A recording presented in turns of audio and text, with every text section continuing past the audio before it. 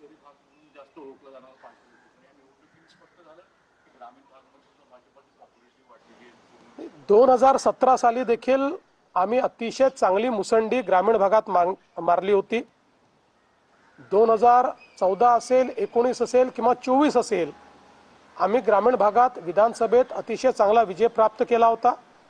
पण यावेळी मात्र त्याहीपेक्षा मोठा विजय मिळालेला आहे. त्यामुळे हे तर आम्ही 2014 सालीच जे मिथक होतं की भाजप हा शहरी किंवा निमशहरी पक्ष आहे हे आम्ही तोडलं होतं, ते 17 मध्ये आम्ही अधोरेखित केलं. आणि आता मात्र पूर्णपणे आम्ही ते स्थापित केलेलं आहे की भारतीय जनता पार्टी शहर, निमशहर आणि ग्रामीण अशा सगळ्या भागात नंबर 1 चा पक्ष आहे. महाविकास आघाडी समितीचा उल्लेख केला. 284 जागा 2017 च्या होत्या, आता त्या 400च्या वर गेल्या. सातत्यानं हा ग्राफ वाढतो, त्याची कारण काय? मला असं वाटतं की हा जनतेचा विश्वास आहे. एकूणच या देशामध्ये प्रधानमंत्री नरेंद्र मोदीजी यांनी ज्या प्रकारे ग्रामविकासाचं कार्य हातामध्ये घेतलं, ज्या प्रकारे ग्रामीण इन्फ्रास्ट्रक्चर करता मोठ्या प्रमाणात निधी उपलब्ध करून दिला, ज्या प्रकारे आवास योजना असेल, शौचालयाच्या योजना असतील किंवा लखपती दीदीची योजना असेल, अशा विविध योजनांतनं एक सकारात्मक वातावरण तयार केलं. आणि त्याचवेळी महाराष्ट्रातल्या सरकारने जे कार्य करून दाखवलं, त्यामुळे एक मोठा विश्वास हा जनतेच्या मनामध्ये तयार झाला. आज प्रत्येक जिल्ह्यामध्ये भारतीय जनता पार्टी असेल किंवा आमचे मित्रपक्ष असतील यांना एक प्रचंड समर्थन मिळतं आहे. आणि त्याचाच परिणाम आहे की इतकी मोठी भरारी आम्ही या ठिकाणी मारली आहे.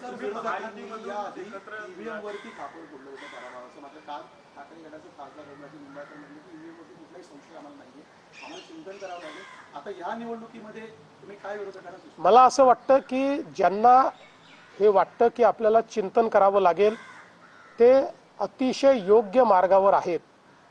कारण मी नेहमी सांगतो, आम्ही जिंकतो आहोत, आम्हाला आनंद आहे. पण कोणीही परमनंट जिंकत नसतं, कोणीही परमनंट हारत नसतं. पण जे लोक आपल्या हारण्याची कारणं शोधण्याच्या ऐवजी कोणावर तरी खापर फोडतात, ते मात्र कधीच जिंकू शकत नाही. त्यामुळे जर अशा प्रकारचं रिअलायझेशन कोणाला होत असेल तर मला असं वाटतं की ते योग्य मार्गाने चाललेले आहेत. सर, तुम्ही महायुती म्हणून एवढा विजय मिळवला, महाविकास आघाडी तुमच्या विरोधात तयार केली होती, मात्र महाविकास आघाडी कुठे राहिलीच नाही असं म्हणायचं. महाविकास आघाडी फारशी कुठे दिसत नाहीये. आणि खरं म्हणजे आम्हाला फारसं काही करण्याची गरज नाही. रोज सकाळी 9 वाजता त्यांचे प्रवक्ते जे स्टेटमेंट्स देतात त्यामुळे आम्हाला निश्चित मोठा फायदा होतो. त्यामुळे आम्हाला फार काही करण्याची आवश्यकता पडत नाही. रोज त्यांची मतं कमी करण्याचं काम हे त्यांच्याच माध्यमातून होतं. आणि आपणही लोक त्या ज्या काही त्यांचे काही जे काही स्टेटमेंट्स असतात की ज्याला कुठलाही अर्थ नसतो, ज्याला कुठलीही सत्यता नसते, ज्याला कुठलंही बेसिस नसतं, याला इतकी व्यापक प्रसिद्धी देता की त्यामुळे उलट आमचंच काम होतं आणि लोकांचा त्यांच्यावरचा विश्वास रोज कमी होत जातो.